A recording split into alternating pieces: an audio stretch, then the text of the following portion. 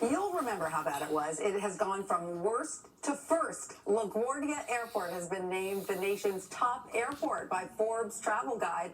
The title comes after the airport received an $8 billion facelift that started in 2016 and took about 6 years to complete.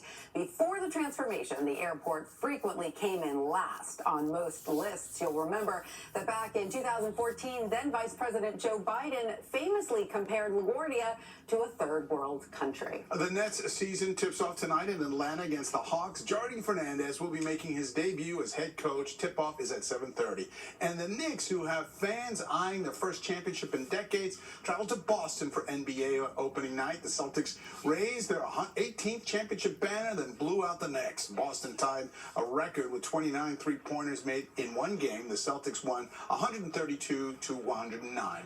LeBron James and his son Bronny made history with the Lakers last night, entering a game for the first time together. They became the first ever father-son duo to play in an NBA game together. That's so fun. Pretty cool, yeah, right? Yeah, absolutely. All right, let's switch gears here. The world's 50 best bars of the year were awarded last night, and a handful of bars in New York City made the list. Maybe not surprising. The 700 voters are a mix of industry professionals, including bartenders and food and drink writers. There's no specific criteria that judges are asked to consider beyond their personal opinions. So here's a look at how New York City bars made the list. By the way, London and Barcelona has two that ranked higher than us. Coming in at number 24, Martinis. Number 27, Super Bueno.